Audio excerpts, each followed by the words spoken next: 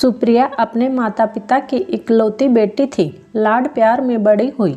अकेले होने के कारण उसकी आदत भी ऐसी हो गई थी कि उसको ज़्यादा कोई भी अच्छा नहीं लगता था। घर पर अगर मेहमान आ जाते तो एक दो दिन बाद उसको उनसे परेशानी होने लगती थी। वह ज़्यादा दिन किसी का रहना पसंद नहीं करती थी। उसकी इस आदत से उसकी मम्मी बहुत परेशान हो गई। वह उसको अक्सर समझाती भी थी पर वह सुनती ही नहीं थी। वह उससे कहती, बेटा यहाँ तो ठीक है, तुम्हारा ऐसा व्यवहार चल जाएगा, पर शादी के बाद अगर तुमको कोई बड़ा परिवार मिल गया तो तुम क्या करोगी? वहाँ पर तुमको सबको निभाना पड़ेगा। तो वह चिढ़कर कहती, मम्मी मैं ऐसे घर में शादी ही नहीं करूँगी, और गुस्से में पैर पटक कर कमरे में चली जाती थी। वक्त के साथ सुप्रिया की पढ़ाई खत्म हुई और उसकी एक कंपनी में बहुत अच्छी जॉब लग गई। उसी कंपनी में उसके साथ राजन भी काम करता था। दोनों का विभाग भी एक ही था। सुंदर स्मार्ट राजन धीरे धीरे उसको पसंद आने लगा था। वह भी बहुत सुंदर थी, इस कारण राजन भी उसको पसंद करने लगा। दोस्ती कब प्यार में बदल गई उसको पता ही नहीं चला। उसने राजन को घर ले जाकर अपने मम्मी पापा से मिलवाया और कहा कि वह उससे शादी करना चाहती है। उसके मम्मी पापा को भी राजन बहुत पसंद आ गया था, क्योंकि वह बहुत समझदार और व्यवहारिक था। जहाँ वह इकलौती लड़की थी, वहीं राजन का परिवार बहुत बड़ा था। वह 5 भाई बहन थे। उसकी बड़ी बहन की शादी हो गई थी। उसके बाद वह और उसके 2 छोटे भाई और एक बहन और थी। उसकी मम्मी ने कहा, बेटा राजन अच्छा लड़का है, पर उसका परिवार बहुत बड़ा है। तब सुप्रिया बोली, तो क्या हुआ मम्मी, मैं सब देख लूँगी। राजन के परिवार को भी सुप्रिया बहुत ही पसंद आई और जल्दी ही उनकी शादी हो गई। ससुराल आकर थोड़े दिन तो उसको अच्छा लगा। वैसे भी राजन का पूरा परिवार, उसके मम्मी पापा, भाई बहन सभी का नेचर बहुत ही अच्छा था। उसकी सास तो उसको पलकों पर बिठाकर रखती थी, परंतु आदत से लाचार सुप्रिया को थोड़े दिन तो अच्छा लगा, पर धीरे धीरे उसको हर वक्त ननद रीतू का उसके कमरे में आकर बैठ जाना, उसकी चीज़ों को इस्तेमाल करना खटकने लगा। हालांकि रीतू पूछकर ही हर चीज़ लेती थी, परंतु उसको अच्छा नहीं लगता था। वह धीरे धीरे मन से उसको इग्नोर करने लगी। रीतू को यह बात समझ आ गई थी कि भाभी उसको इग्नोर कर रही है। उसने ये बात अपनी मम्मी को बताई तो उन्होंने उसको समझा दिया, परंतु अब अक्सर सुप्रिया अपने मन की करने लगी थी। आखिर उसने राजन से कहा कि वह सबके साथ नहीं रह सकती है। राजन ने उसको समझाने की बहुत कोशिश की, मगर वह रोज ही कुछ ना कुछ ऐसा करती थी कि आखिर राजन को उसके माता पिता ने कहा कि वह अलग घर लेकर रहे और जब मिलने का मन करे वह यहाँ आ जाए। राजन को मन मारकर आखिर घर के क्लेश को देखकर अलग घर लेने का निर्णय लेना ही पड़ा और वह अलग घर में रहने चले गए। सुप्रिया अलग होने के बाद राजन के कहने पर कभी कभार ही ससुराल जाती थी। एक बार राजन को कंपनी के काम से टूर पर जाना पड़ा। सुप्रिया उस वक्त प्रेग्नेंट थी। उसके मम्मी पापा उस वक्त शहर से बाहर गए हुए थे। राजन ने उसको कहा कि 4 दिन की बात है, सावधानीवश मम्मी के पास चली जाए, परंतु उसने कहा कि नहीं, वह अपने ही घर रहेगी, कहीं नहीं जाएगी। बहुत समझाने के बाद भी वह नहीं मानी। आखिर राजन उसको सावधानी बरतने का और खुद का ध्यान रखने का बोलकर टूर पर चला गया। उसके जाने के अगले दिन वह ऑफिस जाने के लिए निकली। रास्ते में ट्रैफिक में फंस गई। इस कारण जल्दी पहुंचने के चक्कर में उसने अपनी स्कूटी की स्पीड बढ़ा दी। थोड़ी आगे एक साइकिल वाला अचानक सामने आ गया और उसका बैलेंस बिगड़ गया। वह स्कूटी के साथ घिसटाते हुए तेजी से नीचे गिर पड़ी और बेहोश हो गई। जैसे तैसे लोगों ने उसको उठाकर एक रिक्शे में डाला और कुछ लोगों ने उसके पर्स से फ़ोन निकाल कर देखा। सबसे ऊपर पहला कॉल राजन का ही था, जो उसने उसकी तबीयत पूछने के लिए लगाया था।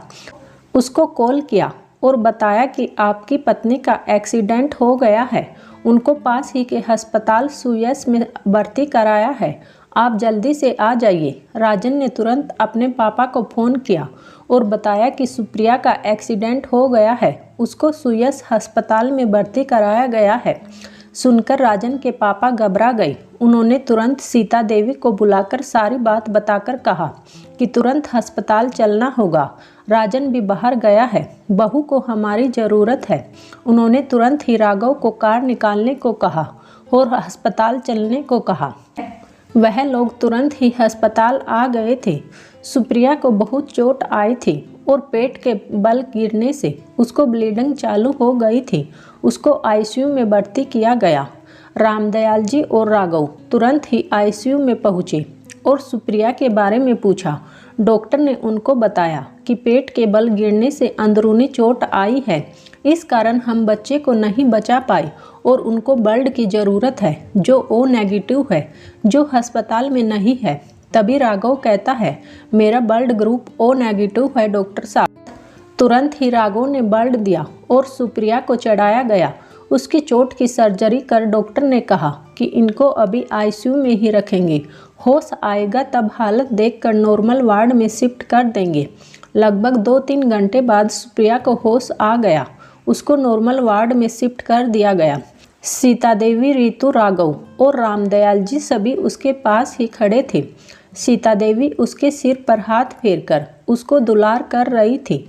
उसको अपनी हालत देख समझ आ गया था कि वह अपने बच्चे को खो चुकी है। वह फूट फूट कर रोने लगी। सीता देवी उसको चुप कराते हुए बोली, बेटा सब ठीक हो जाएगा। हालांकि वह खुद भी अपने आंसू उससे छिपा रही थी। तभी राजन भी आ गया। उसको फ़ोन पर राघव ने सारी बात बता दी थी और समझा दिया था कि वह नॉर्मल रहे। जैसे ही सुप्रिया ने राजन को देखा, वह फिर से रोने लगी।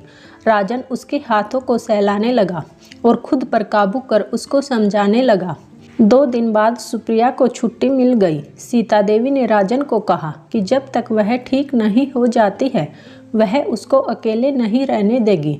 तुम अकेले ध्यान नहीं रख पाओगे, इस कारण अभी घर ही चलो। जब यह ठीक हो जाएगी, जब तुम वापस अपने फ्लैट पर चले जाना। राजन को भी यही बात ठीक लगी। सुप्रिया का सीता देवी और रीतू मिलकर हर पल ध्यान रखती। राघव उसको हर वक्त हंसाने की कोशिश करता रहता ताकि वह अपना गम भूल जाए। धीरे धीरे वह बच्चे को खोने के गम से उबरने लगी थी। अब उसको सबके साथ रहना अच्छा लगने लगा था। आज उसको समझ आ रहा था कि परिवार के साथ रहने में कितना फ़ायदा है। जिन लोगों के साथ वह रहना पसंद नहीं करती थी, आज उनके प्यार को, उनकी अहमियत को वह समझ गई थी। उसने सोच लिया था कि अब वह सबको छोड़कर कहीं नहीं जाएगी, सबके साथ ही रहेगी। वह आज ही राजन को बोल देगी और सबसे अपने व्यवहार के लिए माफ़ी भी मांग लेगी।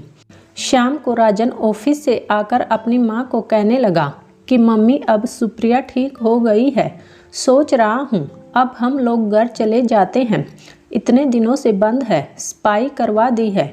सीता देवी बोली, ठीक है बेटा, जैसी तुम्हारी मर्जी, बस बहू को कोई तकलीफ नहीं होनी चाहिए। पर अभी भी वह कमज़ोर है, तुम चाहो तो रीतू को ले जाओ थोड़े दिनों के लिए। अभी उसके मम्मी पापा भी यहाँ नहीं है, नहीं तो वह संभाल लेते उसको। सुप्रिया कमरे में लेटे लेटे सब कुछ सुन रही थी। उसकी आंखों से आंसू बह निकले। वह धीरे धीरे चलकर कमरे से बाहर आई और सीता देवी से लिपट कर रोने लगी। सीता देवी घबरा कर बोली, बहू क्या हुआ तुमको? राजन भी घबरा गया। नहीं मम्मी, कुछ नहीं हुआ, आप मुझको माफ़ कर दीजिए, मुझे अपने से दूर मत करिए। मम्मी, आज मुझे पता चल गया कि परिवार क्या होता है और परिवार का साथ क्या होता है। अब से मैं आप सभी के साथ रहूँगी। मम्मी, क्या आप मुझे अपने साथ रखेंगी? सीता देवी ने उसको अपने गले से लगा लिया और कहने लगी, तुम तो हमारे घर की लक्ष्मी हो बहू, और अपने घर की लक्ष्मी को कोई बाहर निकालता है क्या? यह घर कल भी तुम्हारा था और आज भी तुम्हारा है। तुम मेरी बहू नहीं, बेटी हो। बेटा कहकर उसने गले से लगा लिया। राजन की आंखों में खुशी के आंसू भर आए। वही रामदयाल जी, राघव, रीतू सभी के चेहरे पर खुशी की लहर छा गई। आज उनके परिवार में फिर से बहू का गृह प्रवेश हुआ था। उम्मीद है दोस्तों आपको हमारी कहानी पसंद आई होगी, तो वीडियो को लाइक और चैनल को सब्सक्राइब जरूर कीजिएगा। धन्यवाद।